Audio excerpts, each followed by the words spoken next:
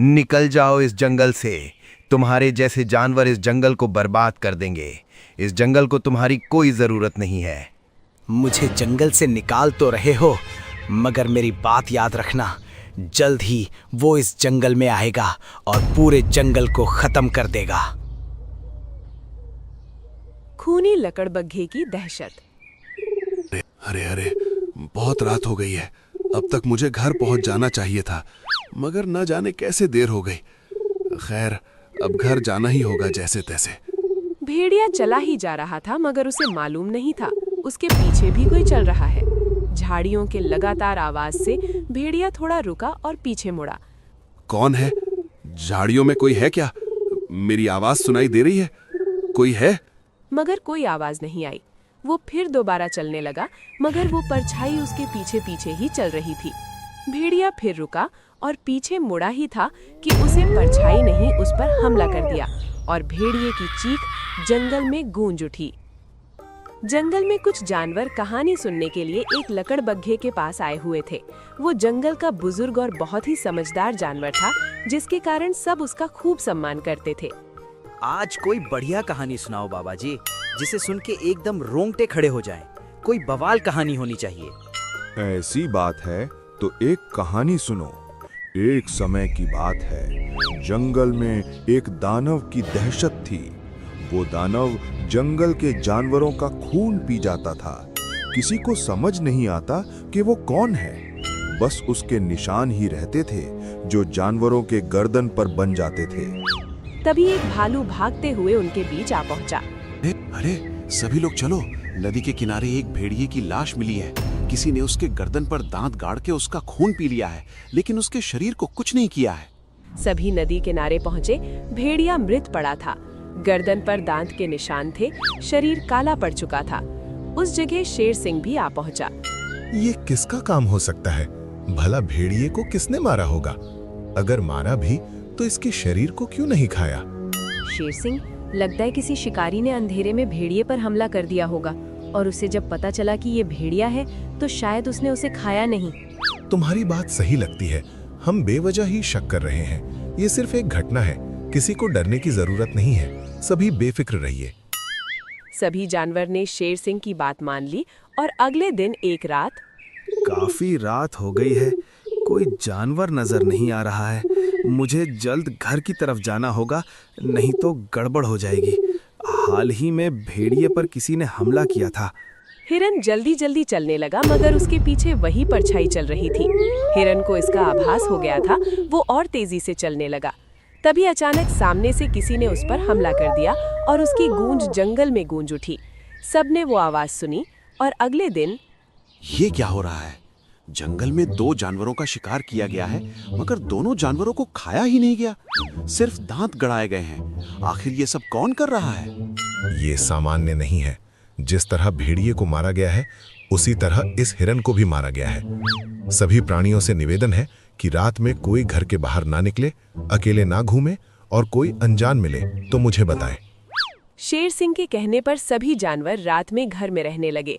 बहुत कम जानवर ही घर से बाहर निकलते, जिसके कारण कोई ना कोई जानवर उस परछाई का शिकार हो रहा था, जिससे शेर सिंह बुरी तरह परेशान हो गया था। लोमड़ी, आज रात हम नजर रखेंगे। आखिर कौन जानवर है जो हमला कर रहा है? मुझे आज उसे देखना ही है। वो कौन है? आज रात तुम तैयार रहना। दोनों जंगल में एक झाड़ी में दुबके हुए थे। शेर सिंह बहुत डरा हुआ था, वहीं लोमड़ी सतर्क थी। राम राम राम। लोमड़ी, एक बार फिर सोच लो। यहाँ आने का कोई मतलब नहीं बनता। ये काम हम किसी और जानवर से करा लेंगे। अभी के लिए यहाँ से चलते हैं। आप एक नंबर के फट्टू हैं। आप जंगल के राजा हैं। राजा वाला जिगरा भी रखिए। थोड़ी देर छुपकर देखते हैं, जरूर कोई ना कोई आएगा।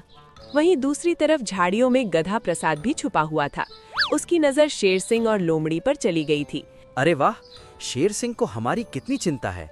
उस राक्षस को पकड़ने के लिए खुद आए हैं। तभी जंगल में एक गुर्राहट आई। तीनों सतर्क हो गए।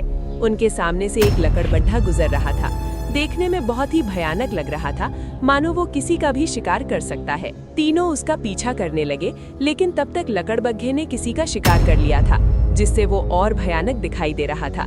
तभी उसने पीछे मुड़कर शेर की तरफ देखा। उसे देखकर दोनों बहुत डर गए।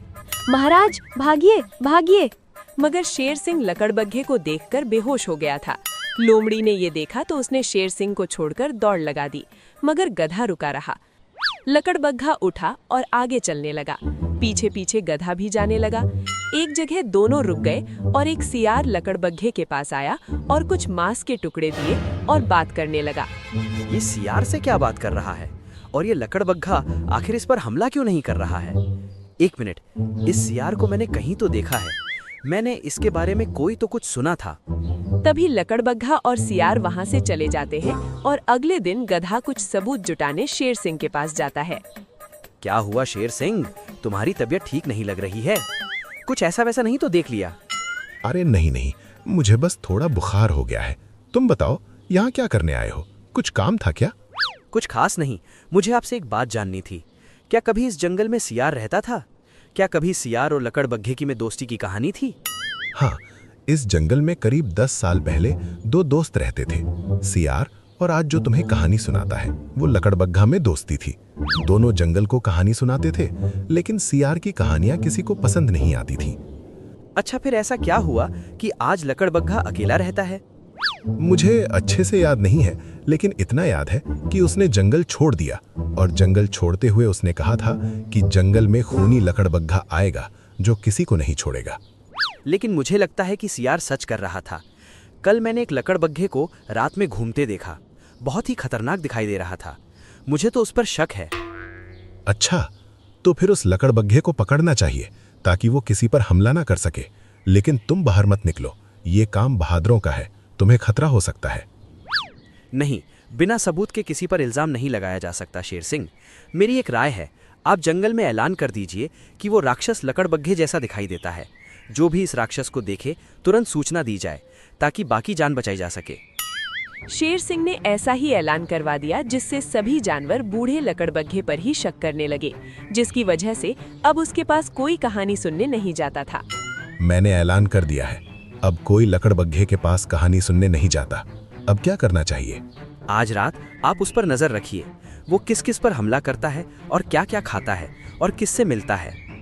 रात हुई और शेर सिंह लकड़बग्घे पर नजर रख रहा था। उधर गधा भी सियार के ऊपर नजर टिकाए बैठा था। आज तो जान कर रहूंगा कि ये सियार और लकड़बग्घे की क्या चाल है। आखिर दोनों उस रात क्या बात कर रहे थे? राम राम राम राम, होशियारी मारकर बहुत बड़ी गलती कर दी। न जाने ये लकड़बग्घा कब दानव बन जाए और कब हमला कर दे। क्या भरोसा, मुझे चौकन्ना रहना चाहिए। तभी लकड़बग्घे ने कुछ खाना खाया। उसे खाते ही लकड़बग्घे का स्वभाव बदल गया। वो जोर जोर से आवाज निकालने लगा और उसने मुड़कर शेर सिंह की तरफ देखा और झपट पड़ा। मारे डर से शेर सिंह भाग खड़ा हुआ। आगे आगे शेर सिंह और पीछे पीछे लकड़बग्घा।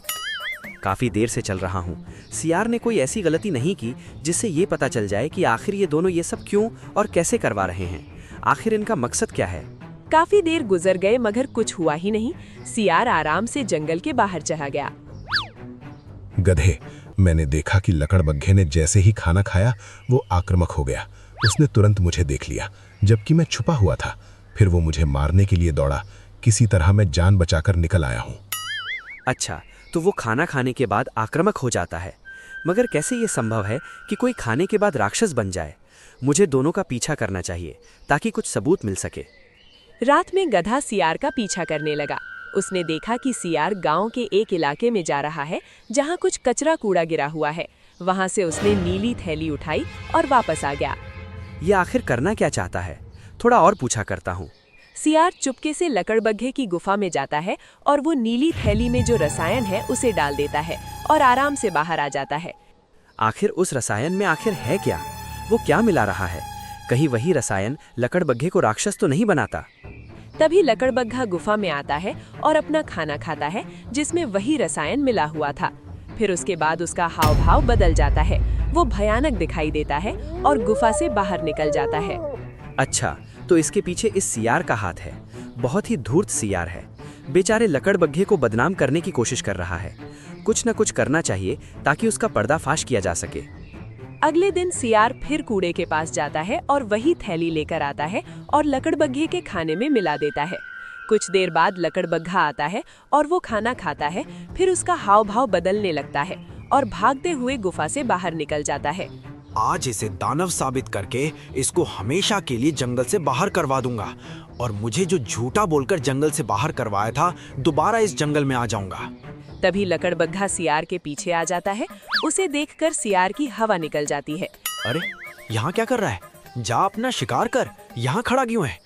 अरे जा जा, तुझे और काम के लिए बनाया है, यहाँ रुक कर क्या कर रहा है? चल भाग यहाँ से राक्षस लकड़बग्घा। लेकिन लकड़बग्घा सियार पर झपट पड़ता है और सियार डर के मारे भागने लगता है। आगे आगे सियार और पीछे पीछे लकड़बग्घा। वो भागते भागते जानवरों के समूहों के पास जा पहुंचता है। दोस्तों मेरी जान बचाओ, राक्षस लकड़बग्घा मेरे पीछे पड़ा हुआ है, वो मुझे मारना चाहता है। दोस्तों मुझे बचाओ। क्या बकवास कर रहे हो? लकड़बग्घा तो बहुत शरीफ जानवर है, वो हमें कहानियां सुनाता रहता है। भला वो तुम पर हमला क्यों करेगा? मेरा यकीन करो भाई, वो दवाई पीने के बाद राक्षस हो जाता है। इसे किसी चीज की समझ नहीं रहती, वो खूनी लकड़बग्घा बन जाता है। दवाई? कैसी दवाई? तुम्हें कैसे पता कि वो दवाई पीकर राक्षस बन जाता है? तुम हमसे क्या छुपा रहे हो? साफ साफ बताओ, वरना हम लकड़बग्घे से तुम्हें नहीं बचाएंगे। सियार डर के मारे सब सच बोल देता है। मैं हर रात उसके खाने में एक नशीला नीला रसायन डालता था, जिसकी वजह से वो कोई भी जानवर कुछ देर के लिए पागल हो जाता है। उसे तुरंत जो भी बोला जाए वो भी करता है। फिर नशे का प्रभाव कम होने पर वो सामान्य हो जाता है और इसे कुछ भी याद नहीं रहता। मगर तुमने ये सब क्यों किया? आखिर ये सब करने की वजह क्या थी? तुम तो एक समय में लकड़बग्घे के खास दोस्त थे, तो तुमने ये सब क्यों किया? जब मैं उसके साथ रहता था तब प्राणी उसकी कहानी ज्यादा पसंद करते थे और मेरी कहानी कोई सुनना नहीं चाहता था। धीरे धीरे मेरे मन में उसके लिए ईर्ष्या बढ़ने लगी और मैंने उसे इस जंगल का सबसे अप्रिय जानवर बनाने के लिए एक योजना बनाई। और फिर मुझे नीले रसायन के बारे में पता चला और जानबूझकर जंगल छोड़ दिया ताकि कोई मुझ पर शक न कर सके। दुष्ट, मेरी कहानी तुमसे ज्यादा अच्छी थी। इसका मतलब ये तो नहीं कि तुम मुझे पागल बना दो, जंगल के प्राणियों को बेवजह मरवा दो, पूरे जंगल में अशांति फैला दो। आज मैं तुम्हें जीवित नहीं छोड़ूंगा। तुम मुझसे साफ साफ बात कैसे कर रहे हो? क्या तुम्हें दवाई का असर नहीं हुआ? लेकिन कैसे? क्योंकि मैंने दवाई बदल दी थी। मुझे तुम्हारे बारे में सब पता था, इसलिए मैंने जानबूझकर दवाई बदल दी। तुमने साधारण नीला रंग खाने में मिलाया ताकि तुम्हें हमारे नाटक का पता न चले। नाटक? इसका मतलब ये सब नाटक था? मगर नाटक की क्या जरूरत थी? ताकि तुम अपना गुनाह अपने जुबान से बताओ और सबको पता चले कि इन सब के पीछे तुम्हारा हाथ है। ये लकड़बग्घा निर्दोष है। आज मैं इसे जीवित नहीं छोड़ूंगा। इसने बहुत गंदा काम किया है, इसकी कोई सजा नहीं है। रुक जाओ लकड़बग्घे, माना कि इसने गलती की है, मगर तुम इसे मारकर और भी बहुत बड़ी गलती कर दोगे। जंगल के कानून अनुसार इसे कैद में डाला जाएगा ताकि सबको सबक मिले कि किसी का बुरा करने पर खुद का ही बुरा होता है। शेर सिंह सही कह रहा है। हमें नियम का पालन करना चाहिए, सियार को कैद में डालना चाहिए और हमें इस बात को भी मानना चाहिए कि बिना जांचे परखे किसी भी चीज पर विश्वास नहीं करना चाहिए। बिना जांचे परखे किसी भी चीज पर विश्वास नहीं करना चाहिए और ईर्ष्या में आकर किसी का बुरा करने वाले का अंत हमेशा बुरा ही होता है।